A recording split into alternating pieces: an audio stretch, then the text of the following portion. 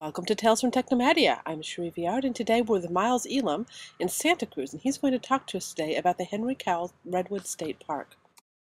I actually live up in the Santa Cruz Mountains, and one thing that's nearby where I live is the Cowell Redwood State Park. And you don't really think about it in terms of Santa Cruz beach town, but we're right next to a redwood forest. It's absolutely stunning, absolutely beautiful, that you can have the beach right up next to a forest, right up next to the cliffs.